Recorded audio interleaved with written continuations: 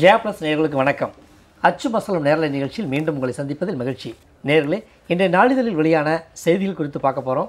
இன்றைய நாளிதழ்களில் வந்திருக்கக்கூடிய செய்திகளில் முக்கிய செய்தின்னு பார்த்தோம்னா, மத்திய அரசின் இடைக்கால பட்ஜெட் இன்று தாக்கல், அதைத் தொடர்ந்து சர்ச்சைகள் இல்லாத மசோதாக்கள் மட்டுமே எடுக்கணும்னு சொல்லி மத்திய அரசுக்கு குலாம் நபி ஆசாத் வேண்டுகோள் விடுத்திருப்பது முக்கிய செய்தியாக இருக்குது. அதைத் தொடர்ந்து ஊழலற்ற இந்தியாவை உருவாக்குவதே அரசின் நோக்கம் என்று ஜனாதிபதி ராம்நாத் கோவிந்தினுடைய உரையில் சொல்லப்பட்டிருக்கு. அத்தோட 6.5 கோடி இளைஞர்கள் வேலைவாய்ப்பில்லாமல் இருக்கிறார்கள் என்று ராகுல் காந்தி மோடி மீது பகிரங்கமாக குற்றம் சாட்டியிருக்கிறார் போன்ற செய்திகள் இன்றைய நாளிதழ்கள் வந்திருக்கக்கூடிய செய்திகளில் முக்கிய செய்தியாக இருக்குது. இன்றைய செய்திகளை கூடுதலாக நம்முடன் விவாதிப்பதற்காக இடதுசாரி சிந்தனையாளர் திரு அருணன் வந்திருக்கிறார். வரவேற்போம். வணக்கம். வணக்கம்.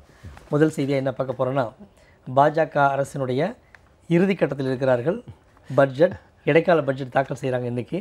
இது என்ன மாதிரியான ஒரு எதிர்பார்ப்பை ஏற்படுத்த போகுது, அத்தோட சர்ச்சைகள் இல்லாத மசோதாக்களை தாக்கல் பண்ணணும்னு சொல்லி குலாம் நபி ஆசாத் ஒரு கோரிக்கை கொடுத்துருக்கிறார். எப்படி பார்க்குறீங்க?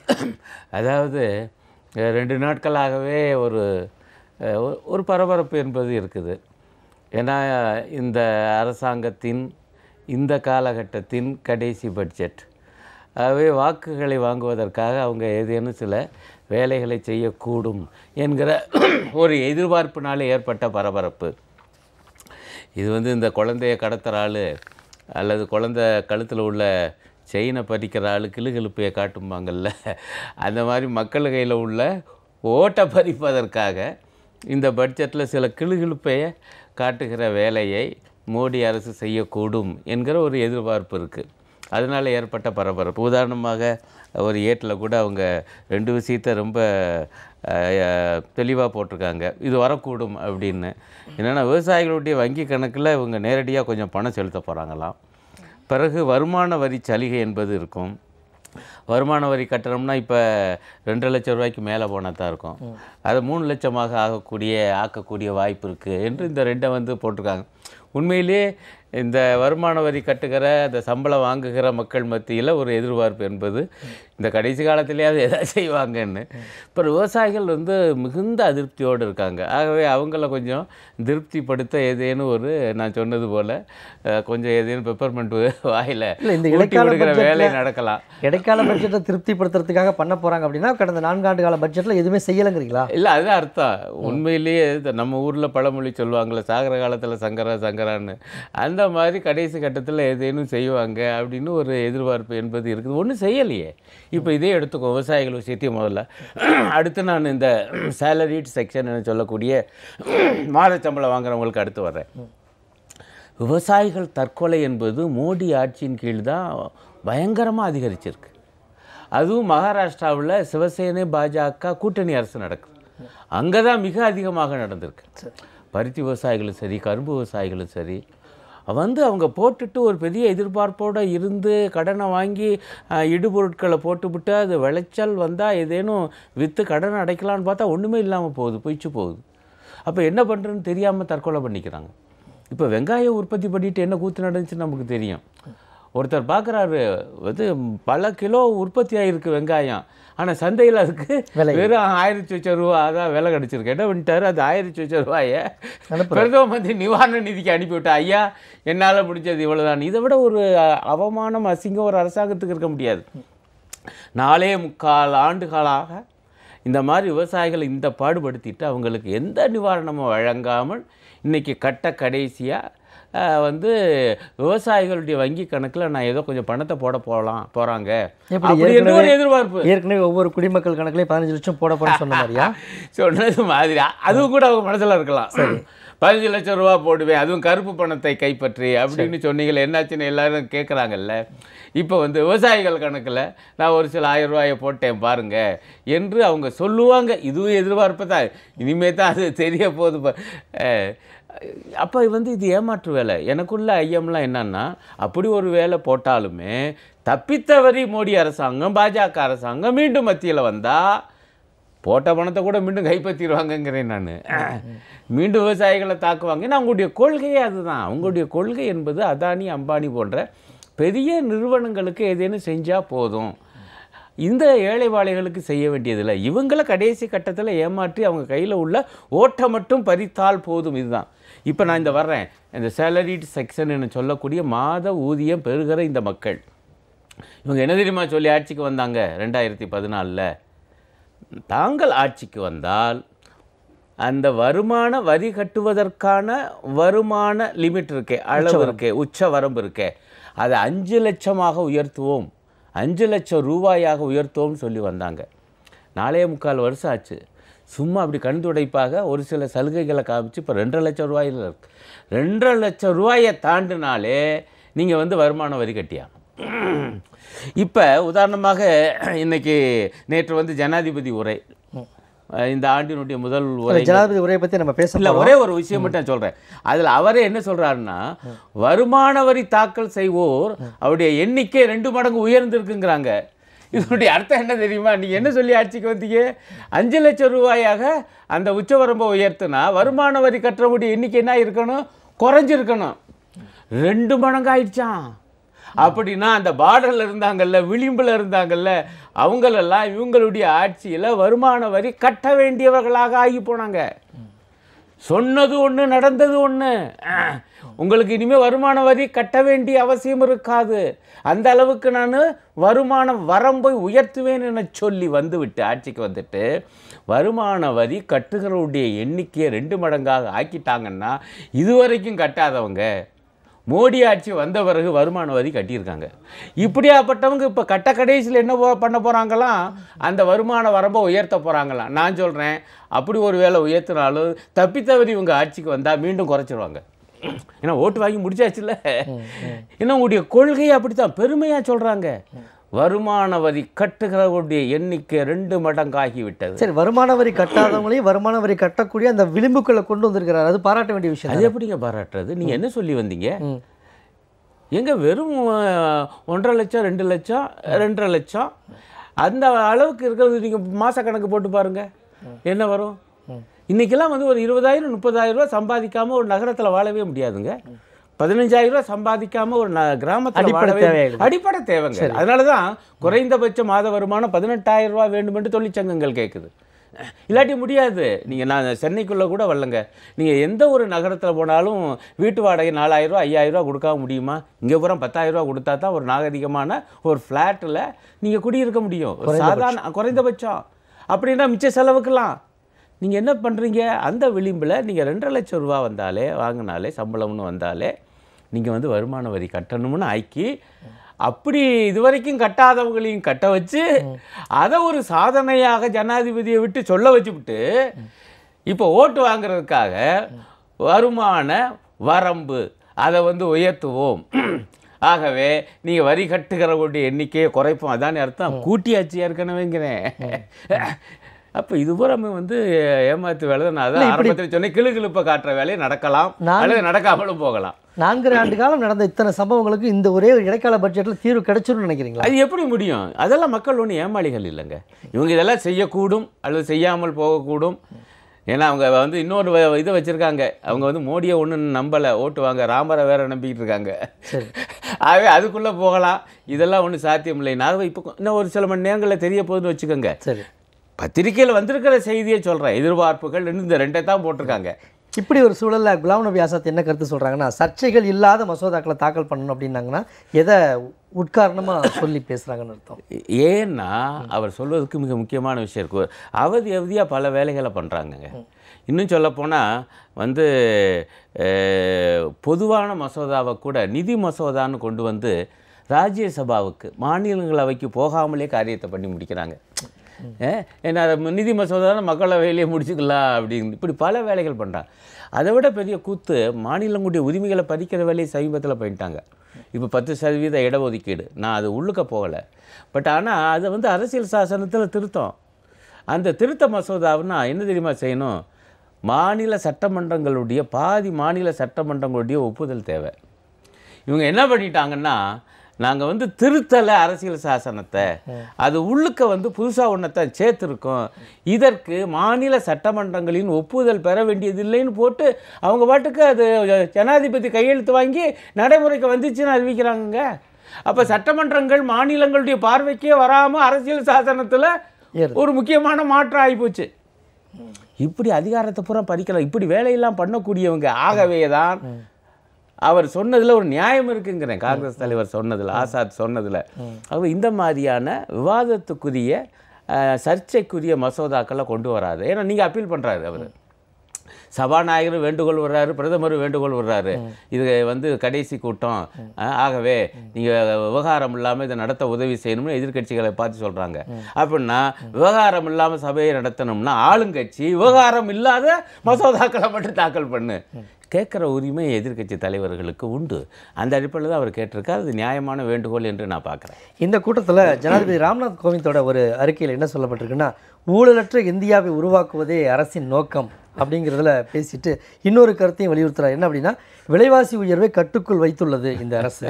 இன்னொரு கருத்து சொல்லப்பட்டிருக்குன்னா, 2014 முன்னர் இந்த தேசம் இருந்த நிலைப்பாட்டிலிருந்து ஒரு ஸ்திரத்தன்மையை நோக்கி செல்வதற்கு கடுமையான முயற்சி எடுக்கப்பட்டிருக்கு இந்த 4 ஆண்டு காலத்தில். இல்லை, எனக்கு முதல்ல அந்த இதை பார்த்தாலே பல பத்திரிகையில் அதான் தலைப்பாக போட்டிருந்தாங்க, ஊழலற்ற ஆட்சியை உருவாக்கி விட்டோம், ஜனாதிபதி பெருமை.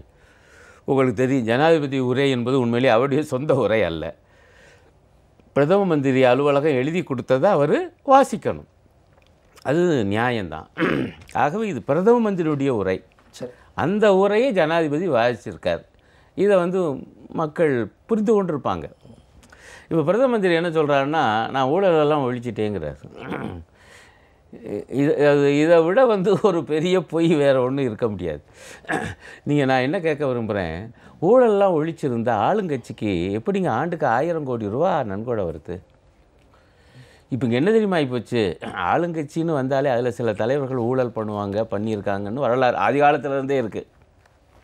ஆனால் பாஜக கிட்ட ஒரு விசேஷம் என்ன தெரியுமா, கட்சியே ஊழல் பண்ணும். கட்சிக்கு கப்பம் கட்டிட்டின்னு வச்சுக்கோங்க, நன்கொடைங்கிற பேரில் நீங்கள் என்ன வேணாலும் பண்ணிக்கலாம். பொதுத்துறை வங்கியிலேருந்து கடன் வாங்கினா அது திருப்பி தராமல் இருக்கலாம். ஆனால் அதில் ஒரு பகுதியை நன்கொடை என்று பாஜக கட்சிக்கு கொடுத்துட்டீங்கன்னு வச்சுக்கோங்க, நீங்கள் என்ன வேணாலும் பண்ணி. 4 ஆண்டு காலத்தில் ஒரு பெரிய நிறுவனங்கள் அந்த மாதிரி பெரிய தொகையை கொடுத்துட்டு என்ன செஞ்சுருக்காங்கன்னு. ஆமாங்க, இப்போ பல வங்கிகளிலிருந்து பல்லாயிரம் கோடி ரூபா கடன் வாங்கிட்டு திருப்பி தள்ளேன்னு சொல்லி விவகாரம் ஆகிட்டு இருக்கக்கூடிய ஒரு நிறுவனம் பாஜகவுக்கு 20 கோடி ரூபா நன்கொடை கொடுத்ததா நேற்று பூரா பத்திரிகையில் வந்திருக்கு. நேற்று வந்து செய்தி. நான் மல்லையாக்குள்ளேயெல்லாம் போகலை. விஜய் மல்லையாவை மாநிலங்களவை உறுப்பினராக்குறது யார் தெரியுமா? பாஜகவுடைய கர்நாடக எம்எல்ஏக்கள், தெரிஞ்சுக்கோங்க. அந்த எம்பிங்கிறதுனால தான் அவர் பாட்டு ஈஸியாக பாஸ்போர்ட்டை காமிச்சிட்டு போயிட்டார் லண்டனுக்கு. இவங்க எப்படி இப்போ பஞ்சாப் நேஷனல் பேங்கில் அவ்வளோ தூரம் கொள்ளையடிச்சிட்டு போனவங்கள இன்னும் உள்ளே கொண்டாட முடியல. நான் பிடிச்சிருவோம். பிரதமர் எவ்வளவு இதாக பேசுகிறாரு, என்னுடைய ஆட்சியில் வந்து யாரும் குற்றவாளி யாரும் தப்பிக்க முடியாது அப்படின்னாரு. தப்பிச்சுட்டு போயிட்டா நாட்டை விட்டு இன்னும் கொண்டு வரல. நீங்கள் மல்லையாவிலேருந்து அந்த பஞ்சாப் நேஷனல் பேங்க்கில் சம்மந்தப்பட்டவங்க உட்பட ஒரு ஆள் இன்னும் நீங்கள் வந்து கொண்டு வரல. அது பாட்டு நடந்துக்கிட்டே இருக்குது. அவர் ரொம்ப அசால்ட்டாக பேசுகிறாரு விஜய் மல்லையா. சிபிஐக்கெல்லாம் எனக்கு அதிகாரமே கிடையாது என்னை விசாரிக்கன்னு சொல்லியிருக்காரு 2 நாளைக்கு முன்பு.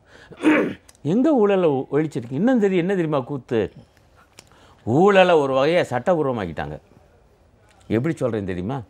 இதே நிதி அமைச்சர் தான் இப்போ அவர் சிகிச்சை பெற்றுருக்கார் அமெரிக்காவில்.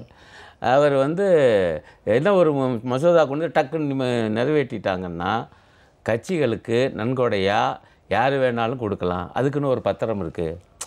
அந்த பத்திரத்தை மட்டும் வாங்கினா எந்தெந்த கட்சினா அதில் பேர் எழுதுனா போதும் அவங்களுக்கு. இது வந்து இன்னும் கூட சொல்லப்போனால் யார் கொடுத்தாங்க அந்த நன்கொடையை என்பதை கூட நம்ம வெளியே விட மாட்டோம்.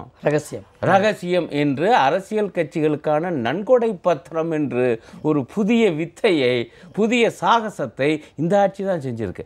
அதில் 90% நன்கொடை யாருக்கு கிடைச்சிருக்குன்னா பாஜகவுக்கு. ஊழல் நடக்கலைங்கிறாப்புல. ஆனால் இப்போ நிதி இலாக்காவை மாற்றி கொடுத்துருக்காங்க. ஆனால் அருண் ஜேட்லி தான் இது வரைக்கும் இருந்தார். இப்போ அவர் அமெரிக்காவில் சிகிச்சை பெறும் பொழுது கூட ஒரு பதிவு போட்டிருக்காருங்க. அவருடைய இதில் என்ன தெரியுமா பதிவு?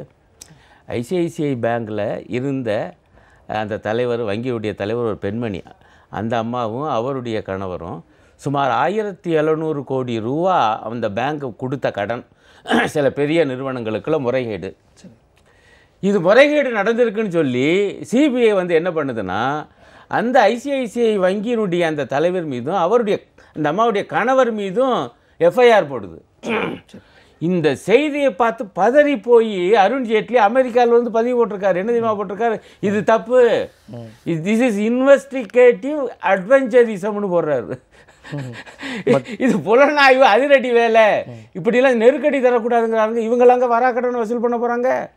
நம்ம பார்க்க போகிற அடுத்த செய்தி என்ன அப்படின்னா, 1972-73 ஆண்டிற்கு பிறகு 2017-18 ஆண்டு நிலவரப்படி 6.5 கோடி இளைஞர்கள் வேலைவாய்ப்பை இழந்துள்ளதாக ராகுல் காந்தி மோடியின் மீது குற்றச்சாட்டு வைத்திருக்கிறார். இந்த ஒப்பீடு, அதாவது 45 ஆண்டுகளுக்கு பிறகு இப்படி ஒரு பேர் அபாயம் இந்தியாவிற்கு ஏற்பட்டிருக்கு அப்படின்னு ராகுல் காந்தி குற்றம் சுமத்துறார்.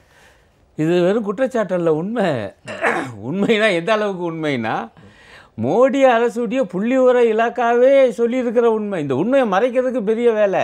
அது புள்ளிவிவர இலாக்காவிலேருந்து 2 அதிகாரிகள் ராஜினாமா பண்ணாங்க கோபிச்சுக்கிட்டு. என்ன உண்மையை சொல்ல விட மாட்டேங்கிறீங்கன்னு. ஆனால் வெளியே கசிஞ்சு வந்துருச்சு. தேசிய மாதிரி கணக்கெடுப்பு அந்த ஆய்வகம் வேலையில்லா திண்டாட்டம் பற்றி ஒரு ஆய்வு பண்ணியிருக்குது.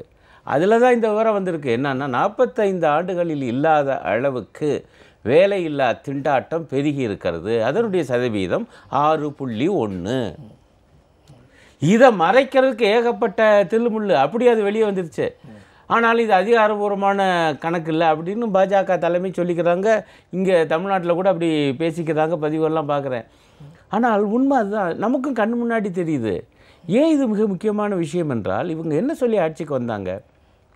மத்தியில் பாஜக ஆட்சிக்கு வந்தால் ஆண்டுக்கு 2 கோடி புதிய வேலைவாய்ப்பு உருவாக்கப்படும். இப்போ 5 வருஷம் முடிய போகுது. அப்போ 10 கோடி புதிய வேலைவாய்ப்பு உருவாகியிருக்கணும். இது என்னாச்சுன்னா, உள்ளதும் போச்சுறான்னு ஏற்கனவே இருந்த வேலைவாய்ப்பும் குறைஞ்சு வேலையில்லா திண்டாட்டம் அதிகமாயிருக்கு. இதுதான் மிகப்பெரிய ஆபத்து. ஏன்னா காரணம், இது மக்கள் தொகை அதிகமுள்ள ஒரு நாடு, சீனாவுக்கு அடுத்து. இன்னைக்கு கிட்டத்தட்ட 130 கோடி பேர். இங்கே என்ன தெரியுமா, வளர்ச்சி என்பது, நியாயமான வளர்ச்சி என்பது வேலைவாய்ப்புடனான வளர்ச்சியாக இருக்கணும். இப்போ ஜிடிபின்னு சொல்லக்கூடிய அந்த மொத்த உள்நாட்டு உற்பத்திங்கிற கணக்கீட்டில் பொதுவாக வந்து அது வேலைவாய்ப்பை கொடுத்துச்சா இல்லையாலாம் கணக்கு பார்க்குறது இல்லை. அது என்னன்னா, மொத்தமாக பொருள் உற்பத்தி எவ்வளோ ஆகிருக்குது அப்படி என்று தட்டையாக பார்க்குற ஒரு பார்வை. அதுவும் முக்கியம்தான்னு வச்சுக்க, நான் இல்லைன்னு சொல்லலை. ஆகவே அவங்க என்ன சொல்கிறாங்கன்னா, ஓரளவு இந்த சதவீதம் கூடியிருக்குன்னு. சரி, நான் அதுக்குள்ளே கூட போகல. அந்த கணக்கீட்டு முறையே சரியாக தப்பான்னு பொருளாதார வல்லுநர்கள் கேள்வி எழுப்புகிறாங்க. நான் அதுக்குள்ளே கூட போகலை. ஆனால் நான் என்ன கேட்குறேன், பொருள் உற்பத்தி கூடியிருக்குங்கிறீங்க, ஆனால் ஏன் வேலை வாய்ப்பு வீழ்ந்திருக்கு? ஏன் வேலையில்லா திண்டாட்டம் அதிகரிச்சிருக்கு? அப்படி என்றால், ஏதேனும் பொருள் உற்பத்தி அதிகரித்திருந்தாலும் அது எத்தகைய வளர்ச்சி என்றால் வேலை வாய்ப்பை உருவாக்காத வளர்ச்சி. இதுதான் உள்ள சிக்கல். அப்போ இது என்ன, எனக்கு ஒன்றும் புரியலை. வேலை வாய்ப்பை பெருக்காமல் அது மக்கள் தொகை அதிகமாக உள்ள ஒரு நாட்டில் அது எப்படி ஒரு உண்மையான வளர்ச்சியாக இருக்க முடியும்? இப்படி உடனடியாக ஒரு 6.5 கோடி இளைஞர்கள் வேலை வாய்ப்பை இழக்கிறாங்கன்னா அது என்ன நடவடிக்கைனாலும் இப்படி ஒரு பேரிழப்பு? 2 காரணங்க. ஒன்று செல்லா நோட் அறிவிப்பு, அது பண்ண அந்த அவதி. 2வது ஜிஎஸ்டி அமுலாக்க முறை. இந்த 2ம் மிகப்பெரிய அவதியை குறு சிறு நடுத்தர தொழில்களுக்கு உருவாக்கியிருக்கு. அப்போ இது 2மே இந்தியாவுக்கு தேவை இல்லைங்கிறீங்களா? செல்லா நோட்டு சுத்தமாக தேவையில்லை. சரி, நீங்கள் ஜிஎஸ்டிங்கிறீங்க, என்னை பொறுத்த வரையில் அதுவும் தேவையில்லையுமே. காரணம், அது மாநில அரசினுடைய அதிகாரத்தை பூரா காலி பண்ணி பிடிச்சிவிடுங்க. இப்போ நீங்கள் நினச்சா இந்த பொருளுக்கு இவ்வளவு தான் என்று சேல்ஸ் டேக்ஸ் இருக்குதுல, விற்பனை வரி, அதெல்லாம் இப்போ ஒன்றும் செய்ய முடியாது. நம்மளாம் கையில் ஒன்றுமே இல்லை. இப்போ இந்த கோயம்புத்தூரில் உருவாக்கிய அந்த பம்ப் செட் இருக்குது பாருங்கள், அதே போல் கிரைண்டரு, இதுகளுக்கெல்லாம் நம்ம பார்த்து என்ன பண்ணிக்கிட்டோம், ஏன்னா அது பூராமே வெளி மாநிலங்களும் வெளிநாடாக போகுது. அப்போ அதுக்கெல்லாம் நம்ம குறைச்ச வரி சலுகை அப்படிலாம் கொண்டு வர முடியும். இப்போ ஒன்றுமே இல்லை. அதனால் நிலைமை என்னாச்சு தெரியுமா, கொங்கு மண்டலத்தில் இருந்த குறு சிறு நடுத்தர தொழில்கள் எல்லாம் நசிஞ்சு போச்சு. இப்போ நான் சொன்னால் ஏற்றுக்க மாட்டாங்க. ஆமாம், நீங்கள் இடதுசாரி இப்படி தான் சொல்வீங்கன்னு. பாஜகவுக்கு வேண்டியவர் அதிமுக ஆட்சியாளர்கள் இப்போ இருக்கிறவங்க ரொம்ப வேண்டியவங்க, எல்லாருக்கும் தெரியும். அதில் தொழில்துறை அமைச்சர் சம்பத், அவர் சட்டமன்றத்தில் என்ன சொன்னார், இந்த வாக்கியத்தை சொன்னார். செல்லா நோட்டு அறிவிப்பினாலும் மோசமான ஜிஎஸ்டி அமலாக்கத்தின் காரணமாகவும் திருப்பூர் அதை சுற்றியுள்ள பகுதிகளில் 50,000 நிறுவனங்கள் மூடப்பட்டு 5 லட்சம் பேருக்கு வேலை இழந்து தவிக்கிறார்கள். வேணால் செக்கப் பண்ணுங்கள், போய் பாருங்கள். நான் என்ன கணக்கு போடுறேன்னா, திருப்பூர் வட்டாரத்திலே அந்த கொங்கு மண்டலத்திலே இவ்வளவுனா, இதே போல் இந்தியா முழுக்க இருந்த மண்டலங்கள், தொழில் மண்டலங்கள், அங்கே இருந்த குறு சிறு நடுத்தர தொழில்கள் எவ்வளோ பாதிக்கப்பட்டிருக்கு இந்த 2 நாள். இந்த 2 இந்தியா முழுக்க தானே. அப்படி என்றால் அதான் வேலை போயிருக்கு. இருந்த வேலைவாய்ப்பும் பறிச்சிருக்காங்க இந்த ரெண்டின் காரணமாக. அது மட்டும் இல்லை, ரூபாய் மதிப்பு வீழ்ச்சி மிக முக்கியமான அம்சம். அந்த காலத்திலலாம் கொதிப்பாங்க பாஜக காரங்க. இந்திய நாணயத்தினுடைய வீழ்ச்சி என்பது இந்திய கௌரவத்தின் வீழ்ச்சி அப்படின்னு சுஷ்மா ஸ்வராஜே போராடி இருக்காங்க. அந்த காட்சியெல்லாம் இப்போ பழையபடி எடுத்து போட்டுட்ருக்காங்க நண்பர்கள் முகநூலில். எங்க அன்னைக்கு அப்படி போராடினீங்களே, இன்றைக்கி என்னாச்சு? வரலாறு காணாத வகையிலே ரூபாய் மதிப்பு வீழ்ந்திருக்கு அமெரிக்க டாலருக்கு ஒப்பிடும் பொழுது. இந்த மூணு சேர்ந்து என்னுடைய கணிப்பில் மிக மோசமான பாதிப்பை இந்திய பொருளாதாரத்தில் உருவாக்கியிருக்கு. அதுதான் வேலையில்லா திண்டாட்டத்தை அதிகரிச்சிருக்கு. இப்போ வேலையில்லா திண்டாட்டம் என்று இருக்கும்போது நீங்கள் முக்கியமான கேள்வி எழுப்புனீங்க. அப்படின்னா இப்படி ஒரு 6.5 கோடி பேர் இருக்காங்கன்னா அவங்களுடைய மனோநிலை என்னவாக இருக்கும்? அவங்களுடைய வேதனை எப்படியா இருக்கும்? அவங்களுக்குள் எழுகிற அந்த ஆவேசம், அதிருப்தி எப்படி வெளிப்படும்? மிக மோசமான வகையில் வெளிப்படும். சமூக பதட்டம் அதிகமாகும். நீங்கள் ஈஸியாக அவங்கள திசை திருப்புவீங்க. அவங்க சில குற்றங்களை இழைக்க போவாங்க. இது சமூக கேடும் கூட. இது பொருளாதார கேடு மட்டுமல்ல, நீங்கள் சமூக கேடுகளுக்கு கூட அஸ்திவாரத்தை நீங்கள் நோண்டி பார்த்தீங்கன்னா கடைசியில் அது எங்கே இருக்கும்னா பொருளாதாரத்தில் இருக்கும். நான் எனக்கு தாங்க முடியலங்க, எங்கெங்கே பார்த்தாலும் எனக்கு பொருளாதார அவதினா நான் என்ன செய்வேன்? ஏதேனும் சமூக குற்றத்துக்குள்ளே இறங்குவேன். சரி, அடுத்த செய்தியை பார்க்கலாம். கால் டாக்ஸி ஓட்டுநர் தற்கொலை, காவல்துறை தலைவருக்கு மனித உரிமை ஆணையம் நோட்டீஸ். மிக கொடுமையாக ஒருவர் இறந்திருக்கிறார், ஒரு ஓட்டுநர். அதுவும் வந்து தண்டவாளத்தில் தலையை வைத்து படுத்திருக்கிறார். அவருடைய உடல் ஒப்படைக்கின்ற வரை காவல்துறையால் சொல்லப்பட்ட செய்தி என்ன அப்படின்னா, வீட்டில் உள்ள பிரச்சனைனால அவர் இறந்துட்டார் அப்படின்னு. அவர் பாக்கெட்டில் இருந்த செல்ஃபோனில் இருந்த அந்த காட்சி தான் அது காவல்துறை மேலே குற்றம் சுமத்துது. நீங்கள் எப்படி பார்க்க? அதையும் ஒரு பத்திரிக்கை வெளியிட்டு நான் என்ன பார்க்குறேன்னா, இந்த சாதாரண போலீஸ்காரங்க கூட நான் பார்க்குறேன், இதேன்னு ஒரு ஆட்டோக்காரங்களோ டாக்ஸி டிரைவரோ ஒரு தப்பு பண்ணிட்டா, நீங்கள் தப்பு பண்ணால் முறைப்படி என்ன சட்டபூர்வ நடவடிக்கை அதானே எடுக்கணும். ஐயா அவன் மேலே கேஸை போடுங்க, ஏன்னா நீ தப்பு பண்ணியிருக்க, ஆகவே இந்த விதிப்படி, ஆகவே இப்படி உனக்கு நோட்டீஸ் வரும், நீ கோர்ட்டுக்கு போ அப்படின்னு சொல்வது சரி. அதுவே வந்து இயல்பாக அடுத்தாப்பில் என்ன தப்பு செய்ய விடாது. ஆனால் அவங்க பேசுகிற தோரணை இருக்கே, அந்த மொழி இருக்கே, அந்த தொனி இருக்கே, ரொம்ப கேவலமாக இருக்குது. சாதாரண போலீஸ்காரங்களே நான் என்ன யோசிச்சு பார்க்குறானே, ஏன்னா அவரும் மனுஷன் தானேயா, ஏன் ஒரு டாக்ஸி டிரைவரை வந்து இப்படி கேவலமாக பேசியிருக்காரு? அதுவும் அவர் என்ன சொல்கிறாருன்னா, வண்டிக்குள்ளே பெண்மணிகள் இருந்திருக்காங்க, அப்போ ஆபாசமாக பேசியிருக்காரு. இது அவரை வந்து ரொம்ப உறுத்தி ரொம்ப நொந்து போக வச்சு தற்கொலை அளவுக்கு இட்டு சென்று இருக்கிறது. ஆமாங்க, ஒரு வார்த்தை வெல்லும், ஒரு வார்த்தை சொல்லும் அப்படின்னா தமிழன். இந்த போலீஸ்காரோடைய இந்த வார்த்தை அவரை கொண்டு இருக்கு. வார்த்தை எவ்வளோ முக்கியம். ஆனால் அதுக்கு முக்கியமான காரணம் என்ன தெரியுமா? ஒரு சாதாரண போலீஸ்காரர் ஏன் இப்படி வந்து ஆபாசமாக பேசுகிறாரு, ஏன் இப்படி அநாகரிகமாக எடுத்துக்கொள்ள காரணம் என்ன தெரியுமா? அவங்களுடைய உயர் அதிகாரிகள் அவர்கிட்ட அப்படி தான் பேசியிருப்பாங்க. கொடுக்குற அழுத்தம். அவர் அங்கே பூரா வாங்கினார்ல, அதை பூரா வெளிப்படுத்துறதுக்கு என்னடான்னு பார்ப்பார். ஒன்று வீட்டில் போய் மனைவி கிட்ட தான் காட்டுவார் அந்த கோபத்தையும் ஆபாசமான வார்த்தைகள். இல்லை என்றால் சாதாரணமாக யாராவது தப்பு பண்ண ஒரு ஆட்டோ டிரைவரையும் டாக்ஸி டிரைவரையும் பிடிச்சி தனக்கு ஏற்பட்ட அவமானத்தை பூரா இவர் மீது கடத்துவார். ஆனால் அவருடைய மனோநிலை என்ன ஆகுங்கிறத அவர் கவனிக்கலை. இப்போ அவர் ஃப்ரீ ஆகிடுறாரு. ஏன்னா பாரத்தை இறக்கி விட்டாச்சுல, பாரத்தை இன்னொருத்தர் மேலே போய் உட்காந்துருக்கு. இன்றைக்கி அவர் தற்கொலை பண்ணியிருக்காரு. அவருடைய குடும்பம் கதி என்ன? ஆக ஒட்டுமொத்தமாக இது களையப்பட வேண்டும். மக்களுடைய நண்பன்கிறாங்க, இருக்கணும், அப்படி தான் இருக்கணும். ஆனால் மேலே இருந்து உயர் போலீஸ் அதிகாரி தங்களுக்கு அடுத்த போலீஸ்காரங்களை நடத்துகிற விதம் மிக முக்கியமானது. அதுதான் அவங்கள மக்களிடம் மெய்யாலும் உண்மையிலேயே நண்பனாக இருக்க வைக்கும். ஒரு நண்பன் இப்படி பேசுவானா? மக்களின் நண்பன்னு சொல்கிறீங்களே, அப்போ மக்கள்னால் யார்? சாதாரண டாக்ஸி டிரைவர், ஆட்டோ டிரைவரும் தானே. அதே போல பாதசாரிகள்கிட்ட எப்படி பேசுகிறாங்க அவங்க? இந்த விஷயத்தில் நம்ம காவல்துறை மேலே குற்றம் சுமத்துறது இல்லைன்னு அதை மறுப்பறதுக்கு இருக்கு. இல்லை, அதே நேரத்தில் அவர்களுடைய மன அழுத்தமும் ஒரு காரணமாக இருக்கும் இல்லையா? அந்த ஓட்டுநர்களுடைய மன அழுத்தமும் இதுக்கெல்லாம் போய் சாவறதா? ஒன்றே பதில் சொல்லணும், இல்லைன்னா எதிர்கொள்றதுக்கு தயாராக இருக்கணும். இதுக்கு போய் மரணம் தான் தீர்வா என்ன? உண்மை. இந்த நோக்கிலையும் நம்ம பார்க்கணும். இப்போ முகநூல்லாம் அதுக்கு தான் பதில் போகிறாங்க. ஏயா ஒரு போலீஸ்காரன் திட்டினா நீ திருப்பி தில்லு, அவர் திருப்பி திட்டு பாரம் குறைஞ்சிருக்கும். அவர் நான் சொன்ன பாருங்க, ஒரு உளவியல் அவர் பாரத்தை இவர் மேலே இறக்கி வைக்கிறார். இவர் அந்த நேரத்திலே இவர் பாரத்தை அவர் மேலே தூக்கி போட்டிருந்தாருன்னா இந்த தற்கொலைக்கு போயிருக்க மாட்டார். இவருடைய குணம் என்ன ஆகி போச்சுன்னா, பொதுவாக எந்த ஒரு திட்டம் இது வரைக்கும் பொதுவாக வாங்காதவராக இருப்பார். ஒரு அநாகரிக வார்த்தையை அந்த அளவுக்கு கேட்காதவராக இருப்பார். அது நம்முடைய குணம் இருக்கே, ஆண்களுடைய குணம். இப்போ வண்டிக்குள்ளே ஆண் இருந்தால் கூட அவர் தாங்கியிருப்பாருங்க. இந்த உளவியலை கவனிங்க. ஒரு பெண் முன்னால் ஒரு ஆண் அவமதிக்கப்பட்டால் அந்த ஆணுக்கு எழுகிற ஆவேசம் இருக்கே, உள்ளுரை ஏற்படுகிற அந்த குடைச்சல் இருக்கே, ரொம்ப அதீதமாக இருக்குது. ஏன் இப்படி ஆண்கள் நினைக்கிறேன்? ஆண் பெண்ணுக்குள்ளே அந்த வித்தியாசம் என்ன? இப்போ பெண்ணை வந்து மிக தாழ்வாக பார்க்குற பார்வையும் அதுக்குள்ளே இருக்குது. பொம்பளை முன்னாடி என்னை அசிங்கப்படுத்திட்டாயா, அவள் அப்படி தான் பதிவு பண்ணியிருக்காரு. இதிலிருந்துலாம் சமுதாயம் விடுபடணும். அதே போல் நீங்கள் கேட்ட கேள்வி, ஒரு திருமணம் ஆகாதவர் பெண்ணுக்கு முன்னா தன்னை உயர்வாக காட்டிக்கணுங்கிறதுல ஆச்சரியம் இல்லையே. இதுல என்ன திருமணம் உயர்வா இல்லை, திருமணம் ஆனது என்ன ஆகாதது என்ன, நமக்கு இன்னும் அந்த குணம் வரலங்க. நமக்கு இன்னும் அந்த குணம் வரல.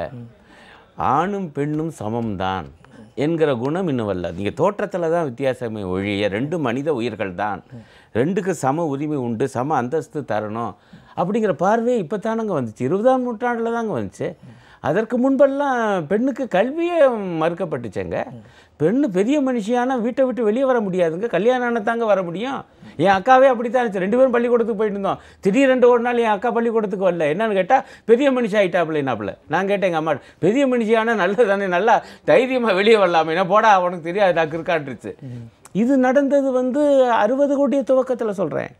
இப்படி நீங்கள் பெண்களை எப்படி அடக்குனீங்க, இந்த பார்வை எப்படி வந்துச்சுங்கிறேன். இதனுடைய மிச்ச சொச்சம் 2018-19 இருக்குங்கிறேன் நான். இந்த சம்பவத்தை தொடர்ந்து காவல்துறையினுடைய நடவடிக்கை எப்படி இருக்கணும்னு நினைக்கிறீங்க? நான் என்ன சொல்ல வரேன்னா, உயர் அதிகாரிகளே மாறணும். கீழ் அதிகாரிகள்கிட்ட நீங்கள் கராராக பேசுங்க. உத்தரவு போடுகிற உரிமை உங்களுக்கு உண்டு என்பதெல்லாம் நான் புரிந்து கொள்கிறேன். ஆனாலும் அவர்களும் உங்களை போன்ற மனிதர்கள் தான் என்று நீங்கள் நாகரிகமாக அவர்களிடம் நடந்து கொள்ள வேண்டும். உங்களுடைய பேச்சும் சரி, செயலும் சரி, நாகரிகமாக இருக்கணும். அந்த நாகரிகத்தை நீங்கள் அங்கே காமிச்சிங்கன்னா சாதாரண போலீஸ்காரர் அதே நாகரிகத்தை மக்களிடம் காட்டுவார். ஆட்டோ டிரைவரிடம் காட்டுவார், டாக்ஸி டிரைவரிடம் காட்டுவார், ஏழைவாளிகளிடம் காட்டுவார், பாதசாரிகளிடமும் காட்டுவார். இப்படி மேலே இருந்து வரணுங்கிறேன்.